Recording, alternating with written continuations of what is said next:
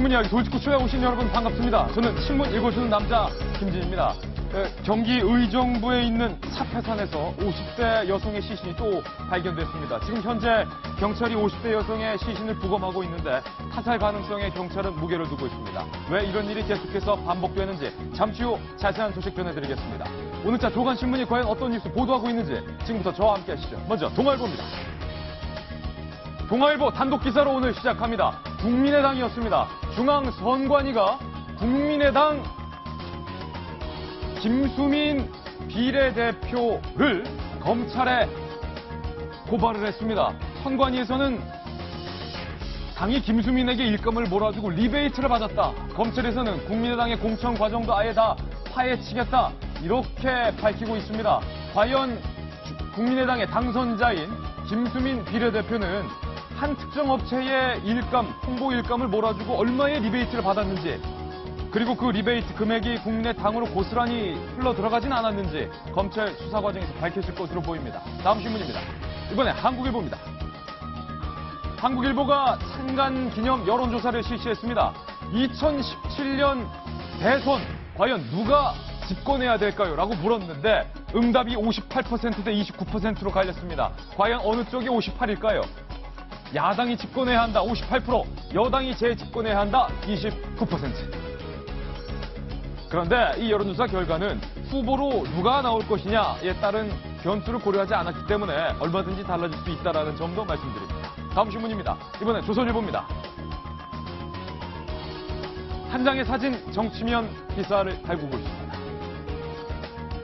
더불어민주당의 김종인 대표가 박원순 서울시장을 꾸짖는 사진, 박원순 시장이 잘못했습니다. 90도로 허리를 굽히고 사과하고 있는 이 장면, 잠시 후 자세한 이야기 전해드리겠습니다. 관련해서 경향신문에서 이 뉴스를 한 컷의 만평으로 그렸습니다. 경향 그림마당입니다. 결국에는 박대박이다. 박원순 서울시장 대 박원순 서울시장이다. 내피아를 척결하겠다는 박 시장이 공구를 집어들었는데 유리창에 비친 것 역시 박 시장입니다. 메트로 고위직 비전문 박원순 측근들을 인사한 것에 대해서 진짜로 하겠다는 건 아니지. 박대박. 결론은 어떻게 날까요? 다음 신문입니다. 이번엔 한겨레 신문인데요. 돌리면 나옵니다. 국회의장은 새누리당이 해야 된다. 더불어민주당이 해야 된다. 이거 갖고 며칠 싸웠는데 더불어민주당이 하기로 어제 결론 내렸습니다. 국회의장 후보, 그런데 양강 경쟁 체제라고 합니다. 양강의 주인공은 문희상 대 정세균, 정세균 대 문희상. 오늘 오전 중에 잠시 후 더불어민주당에서 문세균이냐 정세균이냐 혹은 이석현이냐 혹은 박병석이냐 4파전으로 펼쳐질 텐데 누가 국회의장 자리를 차지하게 될까요? 잠시 후 저희 돌직구 쇼만의 최고조사 결과를 발표해드리겠습니다. 기대해 주십시오. 다음 신문입니다. 이번엔 서울신문입니다. 신안군과 신안군의 시민단체들이 들고 일어났다는데 어떤 내용을 밝혔을까요? 섬마을 성폭행범을 가중 처벌하라. 일부 이 섬마을의 극소수 주민들의 반응이 저희 돌직구쇼를 통해서 보도가 됐습니다. 여교사가 꼬리치니까 그렇게 됐지 라는 등의 여교사에게 책임을 추궁하는 듯한 그런 발언들 때문에 오히려 신안군 주민들이 들고 일어났습니다. 가중 처벌하라. 경찰은 최고 무기징역까지 검토하고 있는 것으로 알려지고 있습니다. 잠시 후 얘기 다뤄봅니다. 채널A 단독 보도도 준비되어 있습니다. 다음 신문입니다. 이번엔 중앙일보인데요. 역시 돌리면 나옵니다. 국제면 기사입니다. 두 장의 사진을 준비했는데 어느 쪽이 진짜 트럼프일까요? 1번 트럼프, 2번 트럼프. 둘 중에 하나는 진짜고 하나는 가짜입니다. 잠시 후 어떤 트럼프가 진짜 트럼프인지, 가짜 트럼프는 도대체 정체가 무엇일지 가려보겠습니다. 오늘 신문 이야기 돌직구쇼 정치권 속보부터 사회 사건 이슈까지 다양하게 준비되어 있습니다. 오늘도 신문 이야기 돌직구쇼는 여러분을 위한 쇼입니다.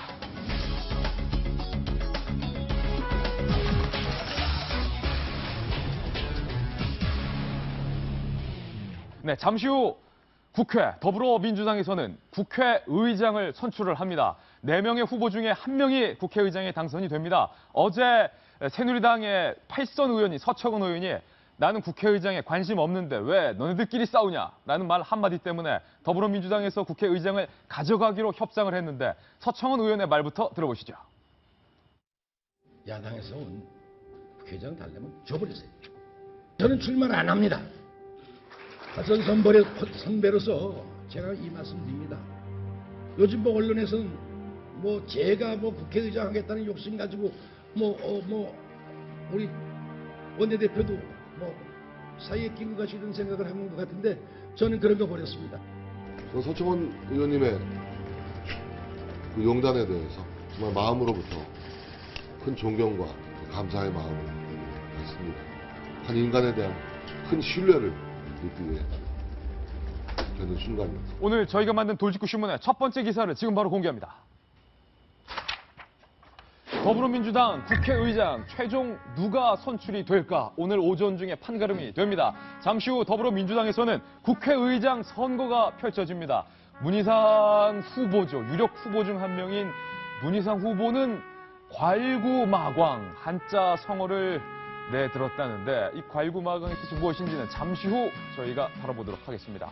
국회의장에 나선 4명의 후보들 지금 바로 만나보시죠. 지금 저희가 4명의 국회의장 후보님들을 저희 도지구쇼 스튜디오에 모셨습니다. 문희상 의원, 정세균 의원, 박병석 의원, 이석현 의원. 선수로는 박병석 의원이 제일 후배입니다. 문희상, 정세균, 이석현 모두 다 6선. 쟁쟁한 6선들이 지금 나섰습니다. 문희상 후보의 공약이랄까요? 비대위 경험을 담은 백서를 선물하면서 붓글씨로 초선 의원들에게 일일이 선물했다는데 바로 붓글씨의 내용이 오늘 보도되고 있습니다. 그 뜻은 괄구마광이라. 괄구마광, 지금 설명 자막이 나오고 있습니다. 때를 벗기고 광채를 낸다. 때를 벗기고 반짝반짝 광채를 낸다. 야당을 새로 한번 만들어보겠다. 20대 국회를 새로 한번 만들어보겠다라는 문희상 후보의 출사표 같은 괄구마광. 붓글씨로 일일이 선물해줬다 이겁니다. 두 번째 후보를 만나보시죠. 바로 종로에서 당선된 새누리당의 오세훈을 꺾고 당선된 정세균 의원인데요. 식사 대접을 했다는 거예요. 초선 의원 전원에게. 그리고 당선 축하 화분을 예쁜 이 화분을 국회의원 사무실에 딱 놓으라라고 예쁜 화분도 선물을 했다는 정세균 의원. 과연 문희상이냐 정세균이냐 문희상이냐. 오늘 국회의장 선거는 양강 체제로 치러질 것이다라는 관측이 많습니다. 그럼에도 불구하고 세 번째 후보 만나보시죠. 5선입니다. 박병석 후보인데요. 바로 가정 방문을 했다라는 그 주인공이 박병석 의원입니다. 김병민 전 의원님. 아니 오늘 여러 조간신문에 한 초선 국회의원이 퇴근을 했더니 내 아내와 낯선 남자가 소파에서 단둘이 얘기를 하고 있더라. 그 낯선 남자가 박병석 의원입니까? 그 박병석 의원이 서울에 있는 수도권 의원들만 찾아간 게 아니라 먼 지방까지 다 돌아다니고 있다는 겁니다. 초선 의원 깜짝 놀랐겠어요. 그리고 더 약간 황당하기도 하고 정말 이분의 진정성이 느껴지는 게 요즘에 손편지 이런 거 잘 안 쓰잖아요. 손편지를 꼼꼼하게 쓴 정성이 담긴 편지를 또 건네고 온다라고 하는데 이 박병석 의원의 진심이 어느 정도 통할지 오늘 득표수를 보면 알 것 같습니다. 그 아내분의 반응도 참 궁금한데 아내분은 어쩔 줄 몰라 하고 있었다. 초선 의원이 굉장한 난감한 의사를 표했습니다. 국회의장 이번엔 네 번째 후보 계속해서 만나보겠습니다. 과연 20대 국회의 국회의장 자리를 차지할 영예의 주인공은 누가 될지. 네 번째는 6선의 이석현 의원입니다. 초상화를 2점씩 선물을 했다는데 역시 김병민 전 의원님, 이석현 의원이 초선 의원들과 점심을 계속 먹으면서 점심을 소위 쐈다는데 점심을 먹고 돌아온 초선 의원의 사무실에 놓여진 선물이 무엇이었습니까? 바로 본인의 캐리커처가 담긴 초상화 2컷씩을 다 놨다는 겁니다. 아니 그러니까 이석현 의원의 초상화가 아니고요. 개별 그 의원들의 얼굴을. 초선 의원 57명 같은 경우는 아직 누구랑 친하지 않은지가 판가름이 안 났기 때문에 이석현의 주 타겟이 이제 초선 의원이 된 거죠. 그리고 캐리커처 같은 경우는 나의 캐리커처 선물 받으면 얼마든지 선거운동 과정에서 또 쓸 수가 있으니까 좋은 선물이 되잖아요. 이것보다 더 대단한 건 이석현 의원이 또 마찬가지 가가호 방문에 또 일가견이 있으신 분인데 집에 초인종을 딱 누르고 가서 그 앞에 꽃다발을 들고 서 있었던. 좀 무섭지 않습니까? 섬찟하죠. 그래서 이분 같은 경우도 과연 몇 표를 받을지 기대가 됩니다. 꼭두 새벽에 누가 띵동해서 문을 열어봤더니 이석현 의원이 꽃다발을 들고 서 있으면 놀랄 것 같은데, 그런데 이 네 분의 이 쟁쟁한 구애 작전을 받은 초선 의원들 익명을 요구했는데요. 이런 반응을 보였습니다. 거의 스토킹을 당하는 기분이었다. 빨리 경선이 끝났으면 하는 바람뿐이었다. 초선 의원이 참 솔직하게 잘 말해주셨는데 차마 이름은 못 밝히겠다고 저희에게 말씀을 하셨습니다. 오늘 4명의 국회의장 후보 중에서 과연 잠시 후 누가 최종 승자로 발표가 될지 너무나도 궁금합니다. 그래서 오늘 저희 돌직구쇼에서 준비를 해봤습니다. 저희 돌직구쇼만에서 볼 수 있는 20대 국회의장 선거 가상 출구조사 결과를 지금 바로 발표를 하겠습니다. 윤태곤 실장님, 4명의 후보 중 누가 당선이 될 것으로 예측하십니까? 일단 뭐 제가 뭐 이분을 좋아한다 안 좋아한다 이런 건 아니고요. 정세 분석이에요. 네, 정세균 의원이 좀 유력할 것 같습니다. 윤태곤 실장의 선택은 정세균 후보다. 몇 가지 이유를 말씀드리자면은 국회의장에 대한 이 컨셉의 문제예요. 컨셉. 첫 번째로는 이제 좀 여야 두루두루 이게 잘 지내고, 예를 들어서 문희상 의원 같은 경우에는 박 대통령하고도 관계가 좋은 걸로 아주 유명하지 않습니까? 네. 그리고 이제 동교동계에서 정치를 오래 시작했기 때문에 육선보다 사실상 더 높이 정치를 시작했기 때문에 두루두루 아는 이제 어른, 뭐 다 잘 지낼 수 있는 이런 장점이 있고, 예. 그런 쪽을 하느냐, 아니면 약간 이제 정치적 칼라가 있는, 예컨대 정의화 의장 같은 경우가 예. 정치적 칼라가 강한 사람이었지 않습니까? 그러면 이제 지금 더불어민주당 내에서는 좀 화합형보다는 대선도 앞두고 있고 하고, 그런 면에서 국회 자체의 권위, 예. 때로는 이제 행정부하고도 각을 세울 수 있는 그런 점을 고른다면은 좀 정세균 의원이 유리하지 않을까. 예. 그리고 아까 갈구마광 맞나요? 괄구마광. 초선 의원들 그런 거 사실 별로 안 좋아하죠. 누구지 안 좋아한다, 조선 의원들은. 그뭐 캐리커처 이런 거는 좋다 이런 예. 얘기죠. 발구마강 아마 이런 의원들 많을 거면 이게 무슨 말이냐 뭐 예. 이런 의원들, 젊은 의원들 사이에서 있을 거니까 약간 조금 문희상 의원은 너무 이제 좀 자기 공급자 입장에서 네. 생각하시는 분들이 예. 있는 것 같다는 느낌이 듭니다. 지금 막 TV 채널을 트신 분들을 위해서 괄구마광 이게 뭐야 하신 분들도 있어서 다시 한번 뜻 띄워드리겠습니다. 문희상 의원이 붓글씨로 선물했다는 그 4글자의 사자성어. 괄구마광의 뜻은 때를 벗기고 빛을 낸다. 이거 재밌네요. 자주 했으면 좋겠습니다. 윤태곤 실장의 선택은 정세균 의원이었습니다. 그렇다면 이숙현 칼럼니스트, 이숙현 기자님, 4명 중에 누가 당선이 될 것으로 보입니까?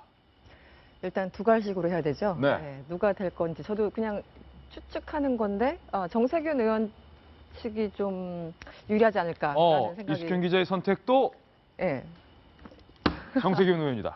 네, 저 개인적으로 잘 모릅니다 이분들. 근데 그 지금 그 양강 구도 같아요. 문희상 의원하고 정세균 의원 양강 구도 같고, 이제 박병석, 이석현 후보에겐 참 미안한 얘기지만. 네. 근데 문희상 의원하고 정세균 의원하고 공통점이 있어요. 예전에 이제 취재를 하다 보면은 어쨌든 두 분들이 굉장히 스킨십이 좋으신 분들이에요. 예. 그리고 어떤 친화력 이런 것도 좋아가지고. 두 분 다 훌륭하시죠. 예, 예를 들어 문희상 의원 방에 가면 항상 기자들이 있어요. 예. 그 기자들이 보통 이제 한 언론사가 들어가고 나오고, 또 다른 언론사 기자가 들어가고 나오고 이런 식인데, 거기에서는 일종의 사랑방 같이 그런 게 자주 열렸어요. 그래서 이제 기자들 여러 그 언론사 기자들이 같이 모여서 얘기를 듣는 겁니다. 그 문희상 의원은 뭐 삼국지부터 시작해서 별 얘기를 다 하세요. 예. 그래서 지금 정치 상황을 그 당시 삼국지 상황에 비교해서 설명해 주던가. 그래서 그 할아버지가 옛날 얘기 해주듯이 그러니까 이제 젊은 기자들은 굉장히 좋아했었죠. 그래서 할아버지 옛날 얘기해 주세요. 네네, 예. 뭐 그런 식의. 그래서 좀 그런 기억이 참 문희상 의원한테 남고요. 정세균 의원도 예전에 취재를 좀 하다 보면 굉장히 친화력, 일단 사람을 기분 좋게 하는 어떤 그런 능력이 있는 것 같아요. 정세균 의원이? 네네. 그래서 두 분 다 뭐 만만치 않고 아주 훌륭한 분들이시죠. 이번에 네. 국회의장 유세 중에 정세균 의원이 이런 말을 했다는 거예요. 종로에서 그 힘든 지역에서 오세훈을 꺾은 사람이 바로 접니다. 네. 제가 돼야 됩니다. 네. 그랬더니 이제 문희상 의원은 이제 그 선거 과정에서 두 분이 굉장히 신경전이 치열하잖아요. 예. 그래도 문희상 의원은 또 정세균 의원이 당대표를 해야 된다고 뭐 이런 식으로 또 공세를 펼쳤더니, 왜냐면 국회의장 자기가 해야 그런 되니까. 자기가 해야 되니까. 예. 정세균 의원이 나보고 그 당대표라는 사람은 문희상 의원밖에 없다 이러면서 서로 신경전을 벌이곤 했었는데, 어쨌든 네. 여러 가지 호흡이나 이번에 그 총선 그 공천 과정에서 정세균계가 많이 죽었다라고는 얘기했지만 여전히 좀 힘이 남아있지 않을까라는 생각에서 정세균 후보를 뽑아봤습니다. 예, 지금 양강 구도에서 두 사람의 선택은 정세균 의원 쪽이 일단은 유리한 걸로 보이는데, 자, 새누리당의 싱크탱크 출신인 여의도 연구원 소속의 김병미 전 의원님은 누가 당선될 것으로 예측하십니까? 저는 뭐 예측도 예측이고 희망이기도 하고요. 예. 문희상 의원을 찍겠습니다. 문희상 의원 한 표 나왔습니다. 첫 번째 이유는 국회의장 자리에 딱 앉았을 때 누가 가장 그 그림이 잘 나오는가를 네. 때 한간 포청청과 참 닮은 문희상 의원이 그 국회의장 자리에 앉았을 때 풍채가 저는 진짜 잘 어울릴 것 같다는 생각이 일단 들어요. 그리고 비대위원장 했을 때도 잘 잘 어울렸었거든요. 어울리셨죠. 그러니까 화합과 이런 소통의 상징 문희상 의원이 일단 그런 측면에서는 강점이 있다라는 생각이 들고요. 예. 두 번째는 선거할 때 우리도 뭐 이렇게 많이 고민하고 찍지 않는 경우들이 있는데 나랑 같은 학교 나왔기 때문에 찍기도 하고 나랑 고향이기 때문에 찍기도 하고 저는 이한희 씨의 외삼촌이라는 그 이유 때문에 굉장히 그냥 호감이 좀 가더라고요. 탤런트 이현희 씨. 그런 측면도 조금 있지 않았을까 싶고 좀 정치적인 의미를 얘기를 드리면 이제부터 진짜입니다. 네, 정치적인 의미를 드리면 일단 김종인 대표의 선택이 김종인 대표를 비롯한 비주류의 선택이 저는 되게 중요할 거라고 보는데 이른바 김종인 개의 마음이 그렇죠. 누구에게 있느냐? 누가 뭐래도 현재까지는 더불어민주당의 대표 아닙니까? 그렇죠. 근데 김종인 대표가 공천권을 가지면서 사실 칼날을 휘둘렀던 거는 정세균계에 대한 숙청이었어요. 네. 근데 정세균계에 대한 숙청이 착착착 이뤄졌는데 그리고 들어온 20대 국회에서 정세균 의원이 의장에 딱 오른다.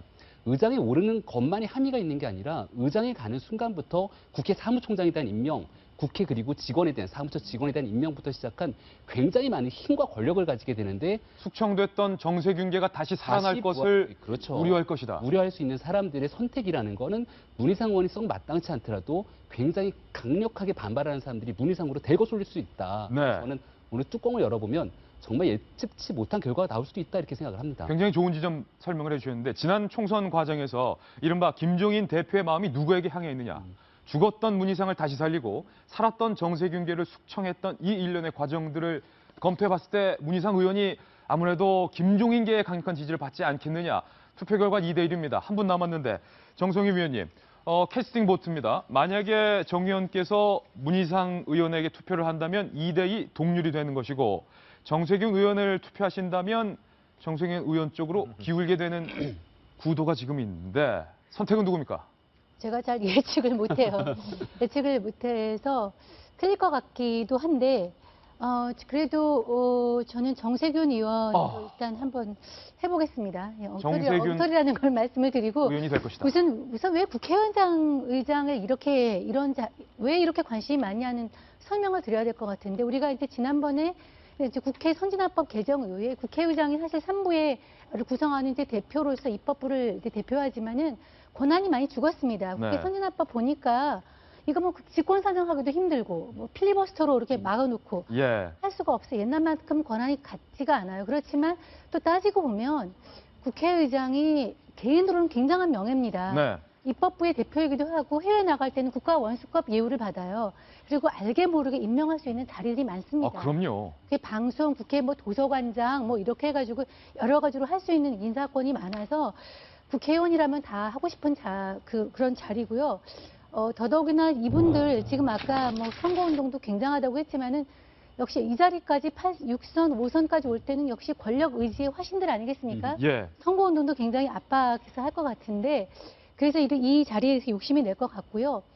문희상 의원은 아까 말한 그런 장점들이 있는데 제가 또 아침에 좀 취재를 해보니까 문희상 의원은 굉장히 지지하는 제가 통화한 거는 이제 초선 의원이었는데 문희상 의원에 대해서는 찍어달라 하는 지지 문자도 많이 왔지만 절대로 안 된다. 절대로 안 된다는 그런 익명의 문자도 굉장히 많이 날아왔다는 것입니다. 그래서 예. 호가 굉장히 갈린다는 의미에서 호가 좀 덜 갈리고 네. 상대로 친화력이 뛰어난 정세균 의원이 되지 않을까 이렇게 네. 조심스럽게 추측을 해봅니다. 20대 국회의장 선거 가상 출구조사 결과를 발표하겠습니다. 지금 보고 계신 대로 국회의장 저희가 예측하기로는 바로 정세균 의원의 당선이 유력해 보인다라는 예측 결과를 발표하겠습니다. 문희상 의원이 되면 어쩌죠? 잠시 후면 발표 나는데 재미로 했다는 점 다시 한번 제가 여기 말씀드립니다. 한마디 좀 붙이고 예. 싶은 건요.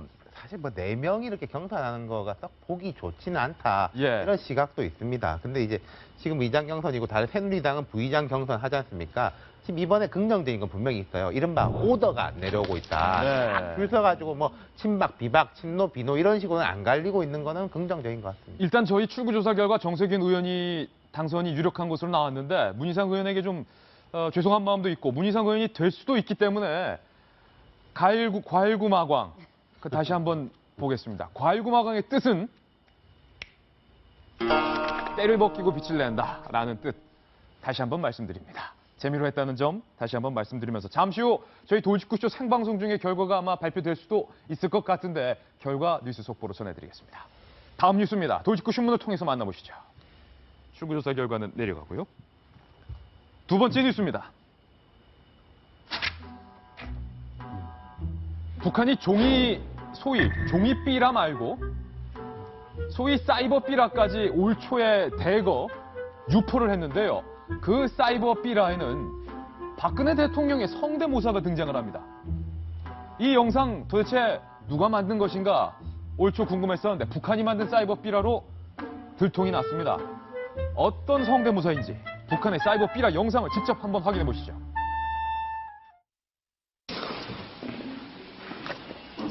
박근혜 대통령이 청와대 국가회의관리 상황실 일명 지하벙커에서 국가안전보장회의 NSC를 주재했습니다. 북한의 핵은 우리 민족의 핵이고 힘입니다.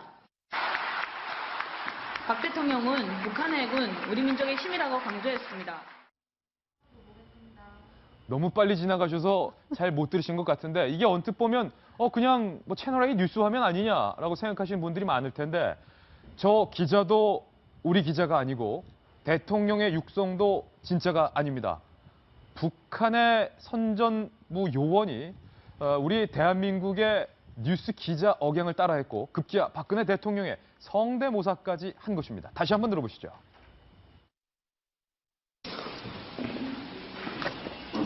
박근혜 대통령이 청와대 국가회의관리 상황실 일명 지하벙커에서 국가안전보장회의 NSC를 주재했습니다.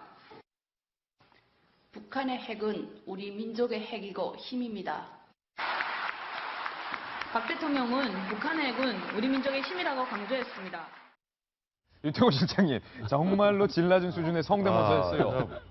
발합성이라고 하나요? 흔히 이제 발합성. 그런 네티즌들이 이런 말 하지 않습니까? 북한의 핵은 우리 민족의 힘이고 대통령 성대모사를 했는데 발연기, 발합성. 예. 그리고 이게 앞에 보면 NSC 회의인데 뒤에 보면 또 무슨 다른 행사장이에요. 예. 김무성, 문희상 이런 분들이 이제 박수 치고 있는 앞뒤가 안 맞는데 뭐라 그래야 되나 귀엽다고 해야 되나요? 엉망진창이에요. 약간 그런 예. 면도 있는 것 같고 B급 감성을 노려서 이렇게 한 건지 아닌지 그리고 실효성 면에서는 사실은 그 물리적 삐라보다 이런 사이버 삐라가 도달률이라든지 이런 게 높을 수는 있겠죠. 예. 아마도 이런 거 많이 앞으로 점점 만들지 않겠습니까? 예. 근데 이런 식의 이제 발합성으로는 별로 원하는 그 의도를 만족시키긴 어려울 것 같네요. 박 대통령의 성대모사까지 급기야 북한이 하는데 그런데 심각한 얘기 다시 드리면 이 정말 B급 사이버 삐라가 어떻게 유포가 됐냐면 국내 해킹을 통해서 38,988명에게 전달이 됐고 국내 유명 방송사 2곳의 이메일 계정이 해킹이 됐고요. 급기야 대학 교수와 경찰관까지 사칭을 해서 이런 사이버 삐라가 담긴 이메일을 국내에 4만여 명에게 발송을 했다. 그렇죠. 그 모든 접속이 유경동에서 이루어졌다. 그 북한에서 이제 나온 것이 드러나고 있는데 우선 그 박 대통령 성대모사 얘기를 하면 우리 돌직구쇼 PD가 박 대통령 성대모사를 잘합니다. 우리 담당 PD 기가 막히죠. 예, 그거보다도 못한 수준으로 예. 얘기를 했는데요. 이제 이 사이버 삐라가 얼마나 위력적일 것이냐 이렇게 생각을 하고 소위 이제 지식인 그룹이나 이렇게 아는 사람들은 아는데 사실은 이게 먹히는 사람들이 있다는 거거든요. 그렇습니까? 예, 저런 사이버 삐라나 사이버 심리전에 넘어간 사람들이 또 소수지만 있습니다. 그러니까 사실은 우리가 그 방어 태세를 갖고 이걸 별 필요가 있고요. 이제 IS랑 비교를 해서 안 됐으면 IS가 예. 그렇게 전 세계에서 그 IS의 전사들을 모집하는 루트가 사이버 사실 우리식으로 말하면 삐라 아니겠습니까? 예. 저런 걸로 해서 넘어가는 사람들이 꼭 있습니다. 그러니까 우리가 보기엔 유치하고 굉장히 황당하고 발합성이라고 얘기를 지식인 그룹이나 보통 사람들은 할 수 있어도 저런 것에 넘어갈 수 있다는 사람들도 좀 경계를 갖고 봐야 될 것 같습니다. 예, 사실은 북한이 청와대를 미사일로 타격하는 합성 동영상도 공개를 한 바 있는데 동영상의 질이 굉장히 떨어진다라는 지적도 있었지만 이번 합성 대통령 성대모사 사이버 삐라 같은 경우도 김병민 전 의원님 예. 그 내용은 허접하지만 그 방식은 우리의 뒤통수를 때리고도 남을 만큼 매우 날카로웠다는 거예요. 저는 뭐 충분히 위험성이 있다고 생각을 하는데요. 일단은 보내는 방식이 아주 교묘합니다. 누구를 이용하냐면 방송사에서 보내는 이메일이 어느 날 나한테 왔다고 생각하면 자연스럽게 열어보게 되죠. 예. 공신력이 생긴다는 겁니다. 그리고 교수, 그리고 경찰 이런 대한민국에서 가장 공신력 있는 집단의 이메일을 해킹해서 그 사람이 보내는 이메일을 받게 된다면은 소위 뉴스를 많이 보지 않고 정보에 조금 어두운 사람들이 이 이메일을 받았을 때 이게 지금은 더 북한은 계속 진화하겠죠. 조금 더 합성이 진화되고 내용을 더 교묘하게 진화시킨다면 우리 국민들을 대상으로 얼마든지 이 사이버에 대한 내용들을 가지고 공격이 가능하다는 생각이 들고 여기서 한 단계 더 나가갖고 만약에 이제 이메일 해킹까지 들어가게 된다면 지금 현재로서는 한 4만 명 정도가 이메일을 받았는데 이메일을 받고 나갔고 영상을 봤을 때 컴퓨터 자체가 마비된 거나 하는 정도의 공격까지는 아니라고 보여지지만 예. 이게 더 나가서 그런 공격까지 이어진다면 큰 문제가 될 수 있거든요. 예. 그래서 이거 뭐 우리 정부도 그렇고 대책 마련이 좀 시급하다고 생각합니다. 예, 발신지를 역추적해보니 경유지를 거쳐서 평양 류경동에서 모두 발신이 된 것으로 경찰 수사 결과 드러났다는 점을 다시 한번 밝혀드립니다. 이번엔 다음 뉴스 전해드리겠습니다. 신안군의 한 섬마을의 여교사를 성폭행한 사건. 경찰의 수사가 오늘도 계속되고 있습니다. 박 씨, 이 씨, 김 씨, 3명의 남성이 이 사건에서 드러납니다. 그런데 범행을 마지막까지 부인하고 있는 김 씨에 관한 뉴스를 저희가 준비했습니다. 이 김 씨는 9년 전 대전에서도 한 여성을 성폭행했던 것으로 경찰은 보고 있는데요. 그런데 9년 전 대전에서 이 여성을 성폭행할 당시 김 씨가 피해자의 면전에서 천연덕스럽고 태연하게 전화 통화를 했다라는 사실이 경찰 수사 결과 드러났습니다. 이 소식은 김태영 기자가 단독으로 취재했습니다. 섬마을 여교사 성폭행 현장에서 자신의 DNA가 나왔지만 한동안 범행 사실을 인정하지 않았던 39살 김모 씨. 김 씨의 DNA는 9년 전에도 대전에서 발견돼 경찰이 보관하고 있습니다. 지난 2007년 1월 27일 밤 10시쯤 대전 서구 갈마동에서도 김 씨가 20살 여성을 성폭행한 겁니다. 이 당시 김 씨는 이 원룸에 이 초인종을 누른 뒤 이 문을 열고 나오는 여성을 주먹으로 때려 제압했습니다. 심지어 범행 뒤 무서워서 눈을 감고 있는 여성을 앞에 두고 지인과 느긋하게 통화까지 한 것으로 알려졌습니다. 김 씨는 연고가 없는 대전에 수개월 동안 머물렀는데 피해 여성과 모르는 사이였습니다. 피해자가 진술에 그런 내용이 나와요. 휴대폰을 사용한 것 같다. 자기가 눈을 감고 있어서 그게 그걸 사용한 것 같다. 경찰은 사건 뒤 DNA만 확보했을 뿐 결정적인 증거를 찾지 못했는데 9년 만에 김 씨의 추악한 범행이 드러났습니다. 김 씨는 9년 전 사건에 대해 여전히 입을 닫고 있습니다. 경찰은 9년 전 대전에서 발생한 성폭행 사건을 섬마을 성폭행 사건과 별도로 조사하고 있습니다. 채널A 뉴스 김태형입니다. 네, 경찰은 이 해당 김 씨에 대해서 섬마을 여교사 성폭행 혐의와 별도로 9년 전 대전 성폭행 사건을 별도 수사하고 있다는 내용도 전해드리고 있습니다. 정성희 위원님, 김 씨는 마지막까지도 술에 취해 기억이 나지 않는다라고 범행 일치를 부인했던 남성입니다. 그런데 오늘 저희 채널A는 9년 전 사건을 단독 보도해드리고 있는데 성폭행을 한 뒤에 떨고 있는 여성 앞에서 너무나도 느긋하게 태연하게 전화 통화까지 했다. 우리가 이제 성폭행 범죄를 여러 가지로 볼 수 있는데요. 저런 경우는 사실 드뭅니다. 왜냐하면 모르는 사람의 집에 문을 열고 들어가서 바로 때린 다음에 성폭행하는 거는 범행 중에서도 굉장히 극악한 범죄고 하기가 일어나기 힘들거든요. 저는 저거를 보면서 드러나지 않은 추가 범행이 더 있다 이런 생각이 들거든요. 네. 지금 이게 DNA가 9년 전에 채취가 됐는데 지금까지 안 드러났던 것은 경찰이 보관하고 있는 DNA가 없었기 때문에 그런데 만약에 어떤 피해 여성이 있으면서 신고하지 않은 범죄가 있었을 가능성이 크고 사실 해보면은 저 사람은 아주 상습적인 그런 강간범일 가능성이 있다 이런 생각이 들고요. 또 오늘 아침에 보도되고 있지만은 이 3명의 그 선발 선삼에 대한 폭행범 3명이 보면은 그동안에 술에 취해서 생각이 나지 않는다라든가 아니면은 우발적이었다 뭐 이런 식으로 얘기를 하는 그 진술을 했는데 보면은 그날 새벽에 서로 이제 연락을 주고받으면서 관사에 들락거리지 않았습니까? 그래서 만났던 것이 드러나고요.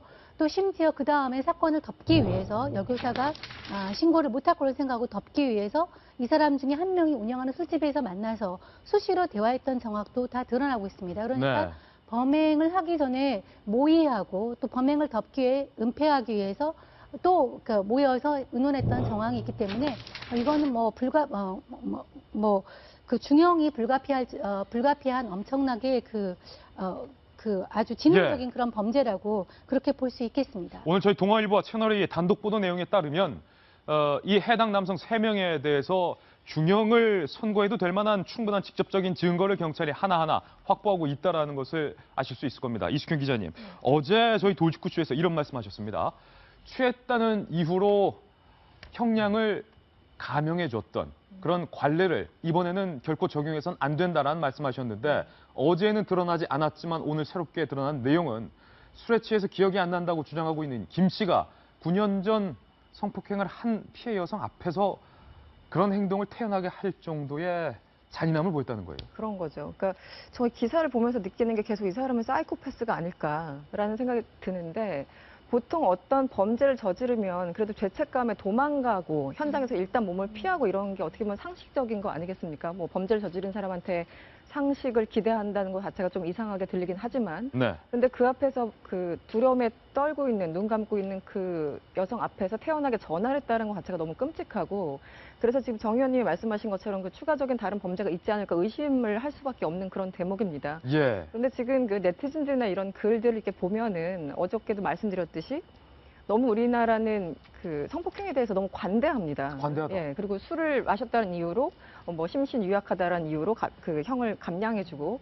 근데 어저께 그 뭐 조국 교수 얘기도 했지만 예전에는 우발적으로 만취 상태에서 범행을 저질렀다 이렇게 변명을 하게 되면 형이 감형되는 경향이 있었지만 지금은 양형 기준이 바뀌었기 때문에 딱히 그렇진 않을 것이다. 어떻게 보면은 그나마 다행인 거죠. 그나마 다행이다. 네, 그래서 재판부에서 그 보통 이제 남성들이 이제 재판하는 경우가 참 많은데 성폭행의 경우에는 사실 동감하지 못하는 그런 형량이 나올 때가 참 많다고 저는 생각을 합니다. 이번에 양형 기준도 많이 바뀌었고 사회적인 여론도 있고 실제 이들의 범죄가 워낙 중하기 때문에 재판부에서 현명한 판단이 이루어지기를 정말 기대합니다. 경찰이 지금 이 3명에 대해서 적용할 혐의가 유사강간과 준강간이 아닌 특수강간치상 혐의를 적용할 방침인데 여교사가 외상 후 스트레스 장애로 전치 4주의 진단서도 제출을 했고 3명이 범행을 공모했던 정황을 입증할 만한 직접적인 증거들을 경찰이 확보했기 때문에 형량을 가중해서 처벌할 수 있다는 거예요. 지금 CCTV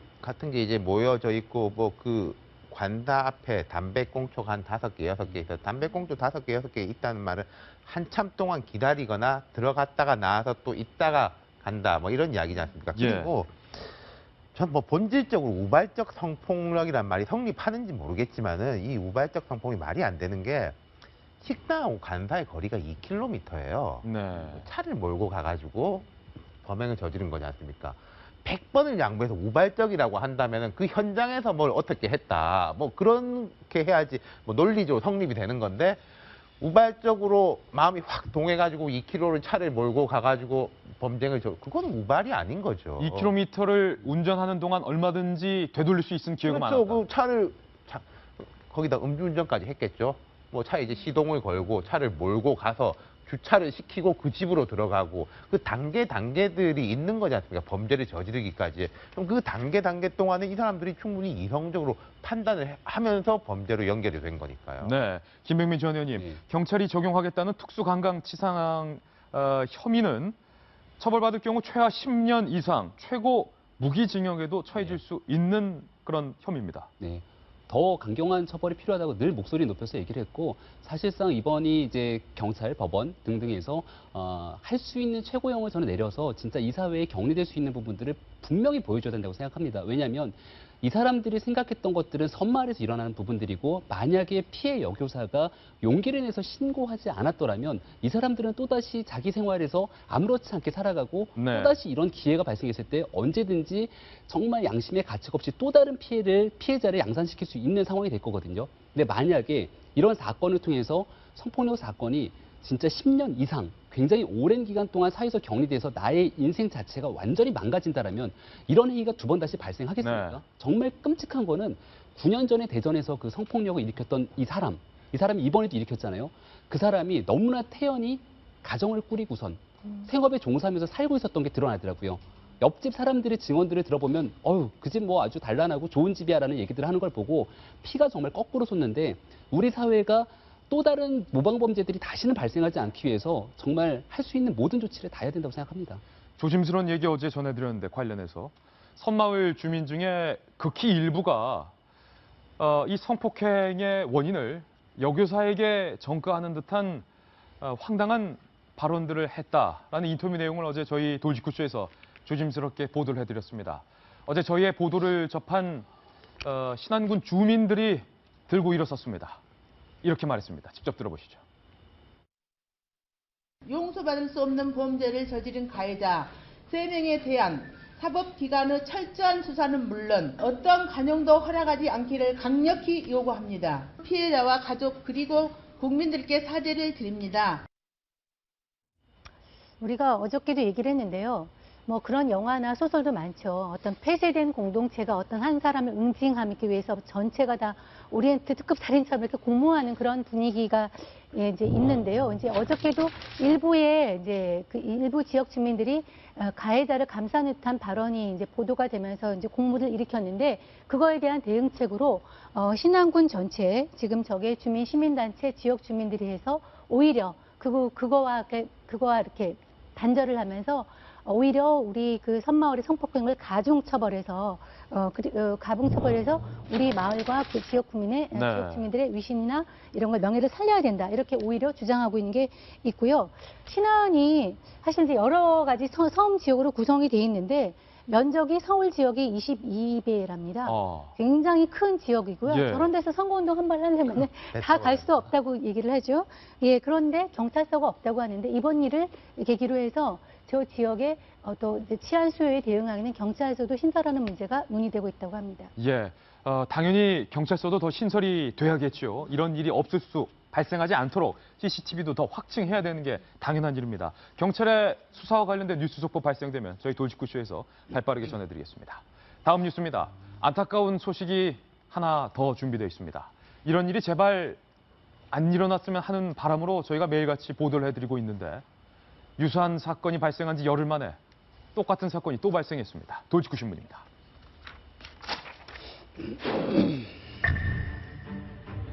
이번엔 의정부 사패산에서도 50대 여성 등산객이 숨진 채 발견이 됐습니다. 서울 노원구 수락산에서 60대 여성 등산객이 피살된 지 불과 열흘 만에 또다시 산행에 나선 50대 여성이 숨진 채 발견이 돼서 경찰이 현재 수사에 나서고 있습니다. 그런데 아직까지 사인이 무엇인지, 범인이 누구인지 밝혀내지 못하고 있습니다. 의정부 사패산 일대에 있는 주민들은 현재 공포에 질려 있다는 소식을 저희가 전해드려야 되는데 안타깝습니다. 이번에도 홀로 등산을 하던 여성 등산객이 참변을 당했습니다. 사패산 사망 사건 일지에 대해서 보고해드리겠습니다. 8일이었습니다. 오전 7시 10분. 그러니까 서울 노원구 수락산에서 60대 여성 등산객이 무참하게 피살된 지 불과 열흘 만입니다. 경기도 의정부 사패산 예술의 전당 등산로 입구에서 55살의 정모 씨가 홀로 숨진 채 발견이 된 겁니다. 지역 경찰들과 주민들은 깜짝 놀랐습니다. 이 사건을 접한 저희 기자들도 마찬가지였습니다. CCTV 확인 결과 7일 낮 하루 전날 12시 30분쯤 이 숨진 정모 씨가 의정부역 부근의 마트에서 홀로 과자와 맥주, 막걸리 등 음식물을 구입한 후 산에 오르는 모습까지 CCTV에 포착이 됐습니다. 그런데 하루가 지난 다음날 오전 7시 싸늘한 시신으로 발견이 된 겁니다. 경찰은 1차 현장을 감식한 결과 조심스럽지만 목졸림에 의한 질식사로 현재 사인을 추정하고 있습니다. 목졸림에 의한 질식사로 추정이 되고 있습니다. 조심스럽게 타살 가능성에 경찰은 무게를 두고 있는 셈입니다.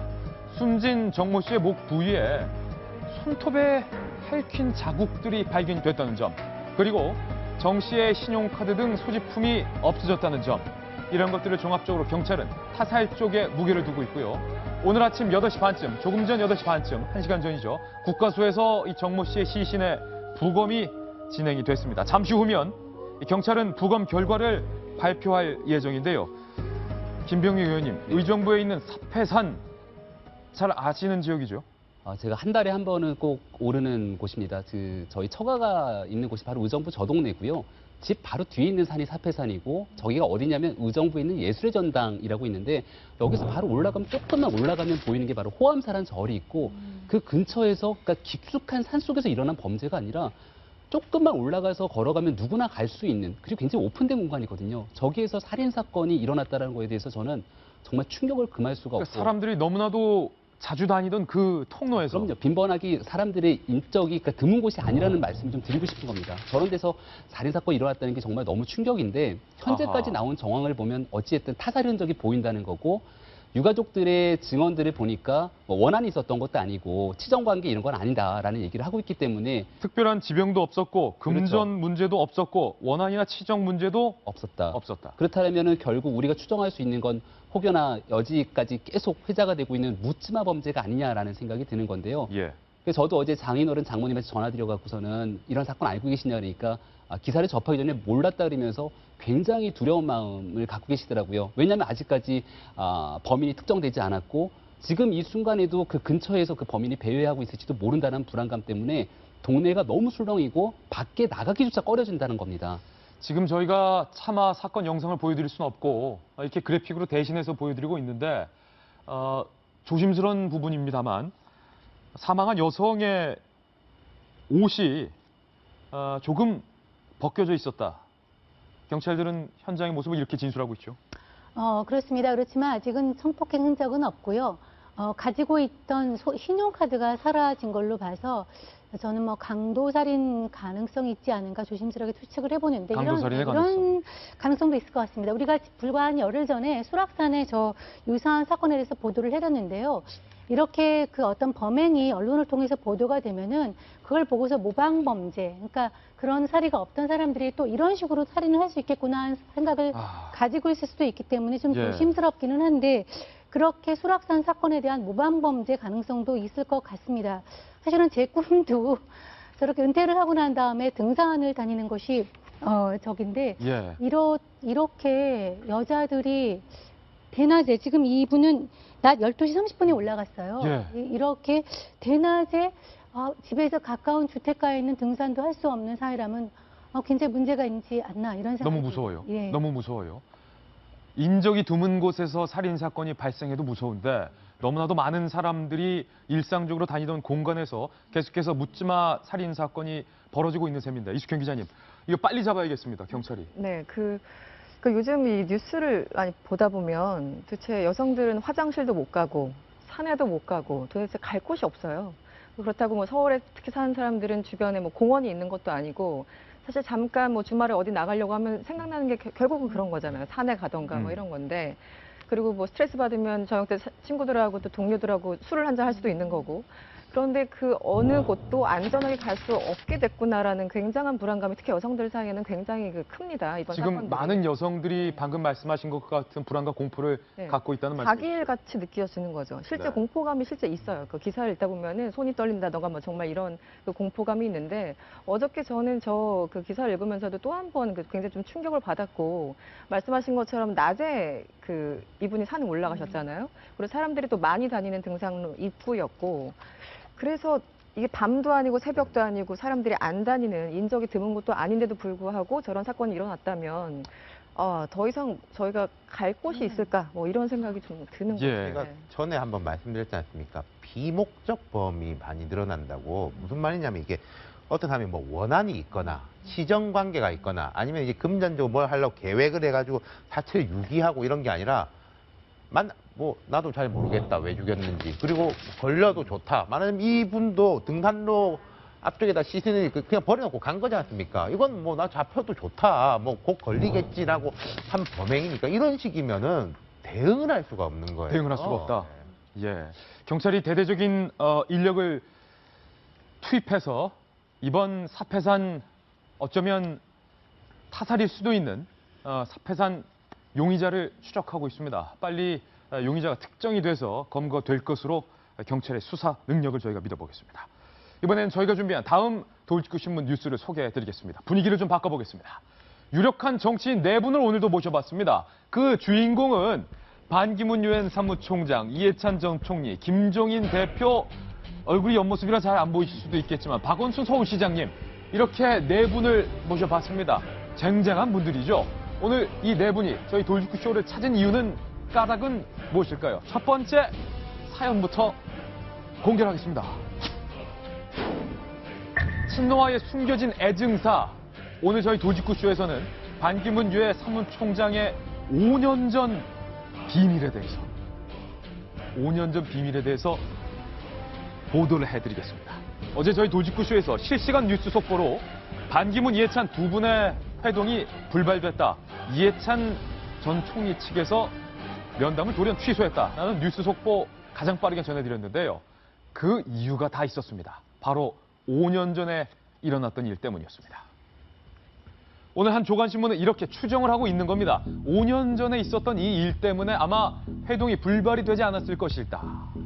이렇게 추정을 하고 있는 건데 간략한 내용을 보면요. 2011년 말로 거슬러 올라갑니다. 2011년 말 참여정부 초반에 청와대에서 일했던 김이상 전 국방보좌관, 실명이 그대로 등장합니다.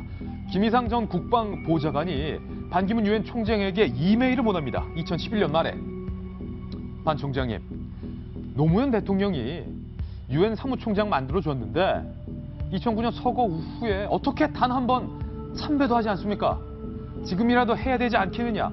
이 말에는 원망과 질책과 그래도 조금의 애정이 담긴, 어쩌면 애증이라는 표현이 더 정확하겠죠.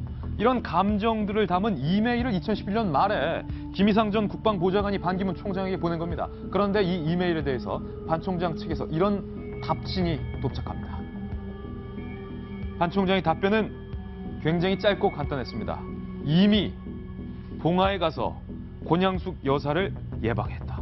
사실 이거는 기자들 사이에서도 잘 안 알려진 내용이었습니다. 뒤늦게 반 총장이 봉하마을을 찾은 것으로 알려졌는데 이미 봉하에 가서 권양숙 여사를 예방했다. 그런데 김이상 전 국방보좌관도 몰랐던 이 내용 어찌된 일인지 다시 한번 살펴보니 반 총장이 2011년 12월 1일 봉하마을에 방문했는데 그 당시 내가 여기에 왔다라는 사실을, 참배 사실을 비공개로 해달라라고 봉하마을 측에 강력하게 요청을 했다라는 사실, 5년 전 비밀스러운 일이 오늘 적나라하게 드러나고 있는 겁니다. 윤태훈 실장님, 궁금한 건 왜 반기문 총장은 5년 전 이미 봉하마을에 참배했으면서도 비공개로 해달라 이렇게 한 겁니까? 일단 노 대통령이 돌아가신 게 2009년 5월이죠. 예. 그럼 2011년 12월이면은 만 2년 6개월 정도 늦었죠. 일단 시기적으로. 그때도 늦었다. 근데 뭐 이제 워낙 바쁜 분이니까 늦을 수는 있다고 치지만 내가 간 걸 알리지 마라라는 것은 그 이쪽 상대방 입장에서는 되게 섭섭할 수 있을 거예요. 내가 참배한 사실을 절대 알리지 마라. 그러니까 뭐 늦더라도 아이고 늦어서 죄송합니다. 어쩌다 보니까 이렇게 됐습니다라고 하면 또 사람 마음이 풀리는데 오지를 말든가 뭐 이런 식으로 한 거. 그리고 네. 김이상 전 국방보좌관 같은 경우에는 반기문 총장한테 이런 말을 좀 할 수 있는 사람입니다. NSC 멤버였었고 그리고 김이상 전 국방보좌관은 되게 보수적인 인물이에요. 예. 참여정부 때도 사실 뭐 대통령하고 티격태격하는 것도 있었는데 근데 인정받는 거는 이분이 뭐 의리. 정책적으로는 이런 게 있지만은 그럼 뭐 의리라든지 이런 거는 지키고 있는 인물이다. 사람에 대한 의리. 예, 두루두루 인정을 받는데 이 김이상과 반기문의 이제 스토리가 대비돼서 보이는 거죠. 김이상 보좌관과 반기문 총장의 스토리가 대비된다. 그렇죠. 행보가 다르다 이거죠. 그런 부분이니까 이제 이게 이제 걸려 있어서 결국은 이렇게까지 된 거 아니냐라고 말하자면 이제 추측 내지는 이런 식의 이제 보도가 이어진 건데 그렇게 있겠죠. 그럼 이해찬 의원 입장에서는 이거 제일 잘 아는 사람이지 않습니까? 예. 속속들이 알고 그리고 노무현 대통령이 만들어줬다. 이해찬 총리도 총리 시절에 보면은 대통령이 못 가는 이제 외국의 좀 작은 나라 같은 데는 네. 가가지고 이제 선거운동 많이 하고 그랬거든요. 그래서 사실 반기문 총장 입장에서는 좀 빚진 사람인 것인 면도 있는 거죠. 예, 뉴스 속보. 오늘 저희 돌직구쇼가 시작하기 조금 전 들어온 뉴스 속보부터 전해드리겠습니다. 이해찬 전 총리 측에서 면담을 취소하자 오늘 아침 반기문 총장의 반응이 뉴스 속보로 전해지고 있습니다. 이해찬 전 총리와의 만남을 기대했는데 이렇게 불발이 돼서 매우 서운하다라고 말하면서 반기문 총장은 이해찬 의원은 평소 깊이 존경하는 분이었다. 기회가 된다면 다시 꼭 만나고 싶다라고 말하면서 한 가지 미묘한 반기문 총장의 반응이 나오는데요. 김병미 의원님, 반 총장께서 못 만나서 서운하다라고 말하는데 이런 말을 합니다. 전격 취소된 것과 관련해서 내가 이해찬 의원과의 만남을 좀 기대했는데 이해찬 의원이 바쁘신 건지 아니면 우리 사이에 어떤 오해가 있는 건지 모르겠는데 아무튼 불발돼서 서운하다. 반기문 총장의 반반화법은 항상 해석이 필요한 것 같아요. 이게 정말 몰라서 그런 겁니까? 아니면 아는데도 모르는 척을 하는 겁니까? 이렇게 얘기하시잖아요. 바쁜 일이 생겼는지 혹은 서운한 일이 생겼는지 모르겠다라는데 당연히 뒤에 있는 서운한 일이 생겼는지 모르겠다의 방점을 좀 찍어야 될 것 같다는 생각이 들고요. 근데 이 서운한 일이라는 거는 이해찬 전 총리는 늘 서운해 왔을 겁니다. 방금 전에 나왔던 우리가 5년 전의 사건을 보듯이 소위 말해서 노무현 대통령의 측근인 사람들은 늘 반기문 사무총장에 대한 서운함을 갖고 있었겠죠.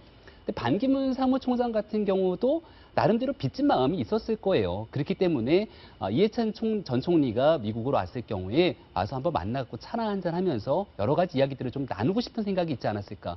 근데 그런 마음을 본인이 전했음에도 불구하고 돌아오는 건 돌직구였거든요. 외교관은 대통령 후보로 자격이 없다라는 등 갑자기 대권 얘기로 흘러가게 되니까 이 서운한 일이라는 건 아마 반기문 총장 스스로도 나도 좀 서운합니다라는 얘기들을 하는 게 아닐까라는 생각이 들어요. 예.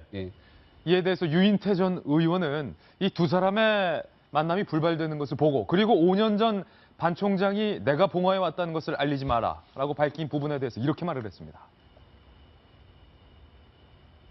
유인태 전 국회의원입니다. 당시 모두 다 이 사람은 참 소심하구나라는 생각을 했다라고 밝히면서 만약 정권이 바뀌지 않았다면 과연 반 총장이 봉화마을 참배 사실을 알리지 말아달라고 그때도 부탁했을지 의문이다. 뼈 있는 돌직구를 던진 건데 정성희 위원님, 이 말이 반 총장에게는 조금 뼈 아플 것 같아요. 만약에 정권이 바뀌지 않았다면 그때도 반 총장이 참배 사실을 비공개로 부탁했겠습니까? 저 말은 맞는 말이죠. 사실 그 반기문 총장 개인은 어떻게 생각하실지 모르겠지만 물론 차례가 유엔 사무총장 차례가 아시아인 차례라고 하지만은 저는 사실 그 노무현 대통령이 절반의 지분이 있다고 생각하는 쪽이에요. 왜냐하면 그때 이제 그 아프리카나 뭐 이런 그 그리스 순방을 하면서 뭐 파르테논 신전 앞에서 노무현 대통령 부부가 선글라스를 쓰고 있는 사진이 올랐을 때 우리 이번에 박근혜 대통령 아프리카 외교 좀 한가하다 이런 비판처럼 막 언론이 엄청난 비판을 쏟아냈습니다. 할 일도 없는데 왜 막판에 그렇게 외유를 하면서 외교를 하느냐. 사실은 그때 그 반기문 총장의 선거운동을 하기 위해서 나간 것이었거든요. 그런데 굉장히 여론의 질타를 받았습니다. 그렇게 해서 사실 표가 많이 왔고요. 그 덕에 물론 그것이 특정 정권의 어떤 성과물은 아닙니다만 그래도 우리나라가 유엔 사무총장을 하는데 그 대통령이 앞장서 뛴 건 사실인데 그 다음에 행보에 대해서는 저 개인으로도 좀 대인답지는 못하다, 좀 의리가 없다 이런 생각을 했는데 저렇게 몰래 참배를 하고도 그것까지 비밀로 알려놨다는 그런 행보는 유엔에 누구든지 한국 사람이 오면은 차 한잔 하자라는 이런 적극적인 모습과는 좀 대비가 되는 그런 모습이라 유인태 의원 측에서는 저런 비판이 나올 만하다고 생각을 합니다. 내가 봉화에 왔다는 것을 적에게 알리지 마라. 적에게 알리지 말라고 한 것인지 내부에 알리지 말라고 한 것인지 저는 잘 모르겠습니다. 이번엔 두 번째 정치권 뉴스로 넘어가겠습니다. 반 총장과 이해찬 전 총리의 이야기, 비하인드 스토리 전해드렸고요. 이번에는 김종인 대표와 박원순 서울시장의 비하인드 스토리가 준비되어 있습니다. 과연 어떤 내용일지 지금 바로 공개합니다. 박원순 시장을 혼쭐을 낸 김종인 대표. 그런데 일각에서는 이거 아주 고난도의 제19 감싸기 아니냐라는 비판도 나오고 있습니다만 그럼에도 불구하고 혼쭐 낸 것 그 자체는 팩트인 것 같습니다. 어떻게 혼쭐을 냈고 어떻게 사과를 했는지 영상으로 취재했습니다.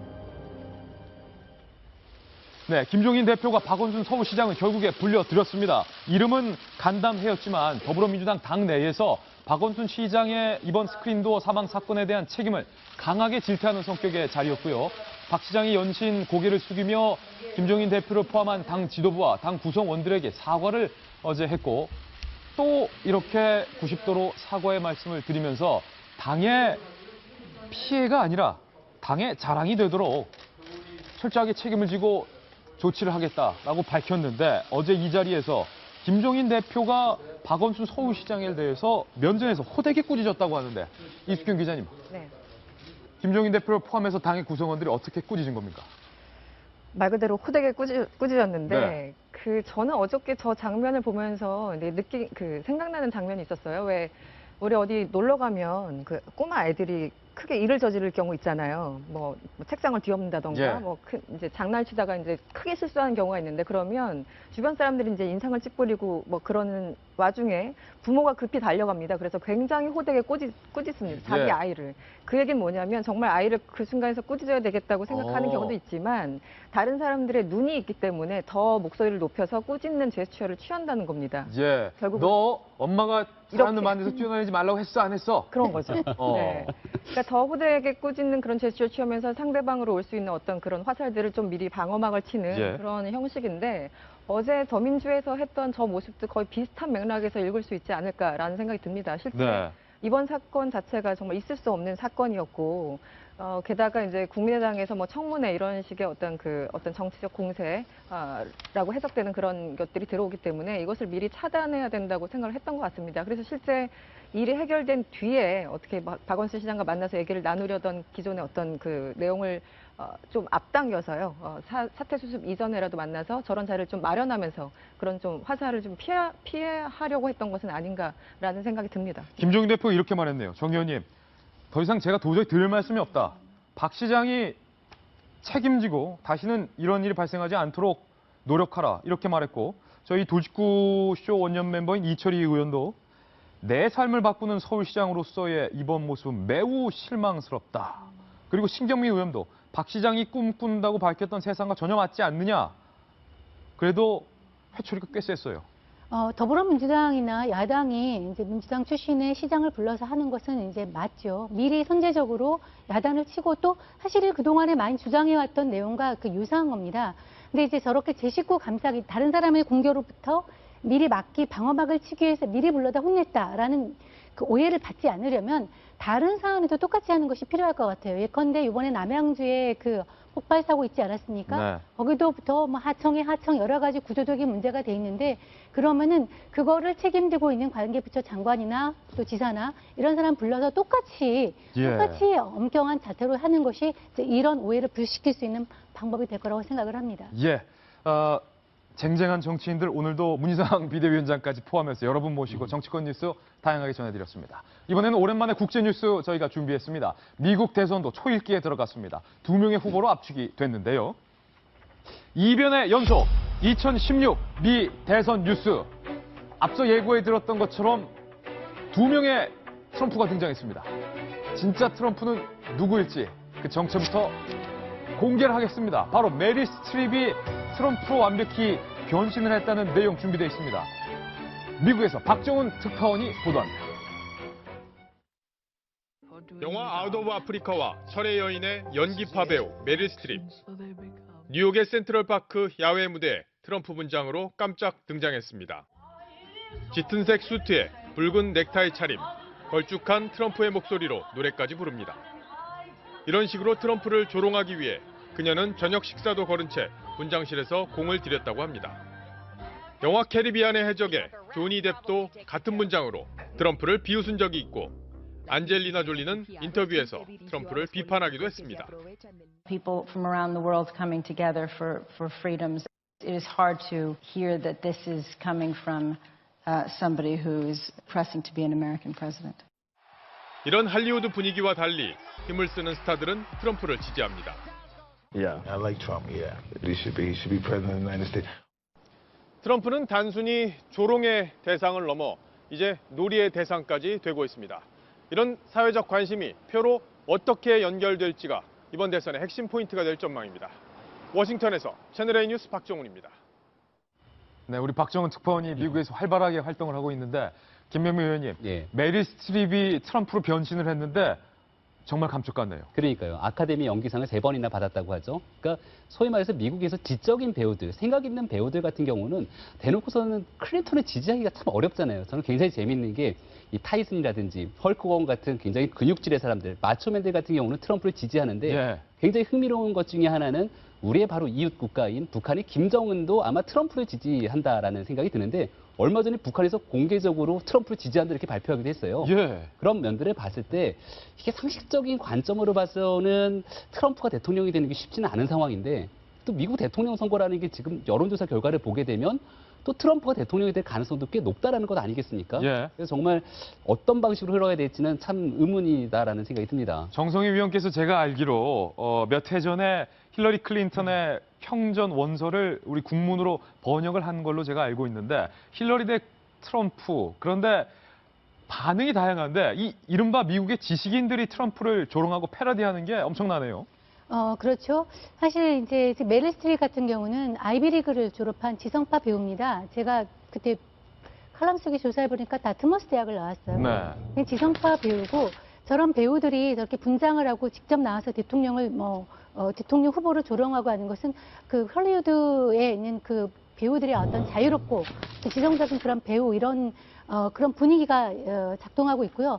사실 굉장히 그 미국의 언론계나 그 연예계는 좀 진보적입니다. 그래서 메카시즘이 한참 할 때 타격을 받은 것이 저렇게 연예계거든요. 그러니까 저런 데서 메릴 스트립이 이렇게 트럼프를 하는 거는 좋아 보이고요. 또 제가 알기로 그 나탈리 포트만이라는 배우가 있습니다.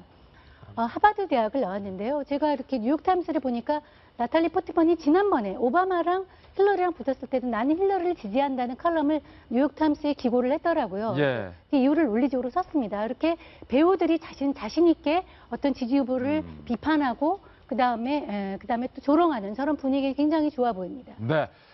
자, 저희는 광고 후에 오늘의 휘날레 기사로 돌아오겠습니다. 잠깐만요. 모두가 한센인에 대해서 인상을 찌푸리고 멀리했을 때 파란 눈의 2명의 여성은 한센인에게 다가가서 내 식구처럼 감싸고 그들을 껴안았습니다. 소록도 천사 할매로 불리는 2명의 수녀님 기억하십니까? 대한민국의 명예 국민이 됐다는 반가운 소식이 오늘 신문 읽어주는 남자의 피날레 기사입니다. 수태거 수녀님과 피사레크 수녀님, 1962년 두 수녀님은 호주의 간호대학교를 졸업한 직후 한센인들을 돌보기 위해서 소록도로 들어왔습니다. 2005년까지 수녀님들의 건강이 악화돼서 더 이상 환자들을 돌볼 수 없어서 부담만 주는 것이 미안하다라는 절절한 편지만을 남기고 고향으로 돌아가서 많은 국민들이 안타까워했고 아쉬워했던 그 두 분인데요. 우리 정부가 그리고 전남 고흥군에서 수태고 수녀님과 피사레크 수녀님 이 두 분에게 명예 대한민국 국민증을 수여를 했습니다. 외국인에게 명예 국민증을 수여한 것은 2002년 거스 히딩크 감독 이후 2번째 있는 이례적인 일이라고 합니다. 반대하는 분 계십니까? 어떤 국민이 반대를 할까 싶습니다. 이 두 수녀님이 우리들에게 베풀어준 그 사랑은 명예 국민증 그 이상을 줘도 될 만한 사랑입니다. 훈훈한 기사로 오늘 저희 준비한 소식 다 전해드렸습니다. 저희는 내일 아침 9시에 더욱더 풍성한 뉴스 들고 인사드리겠습니다. 오늘 하루는 분명 어제보다 더 나을 겁니다. 좋은 하루 되십시오. 고맙습니다.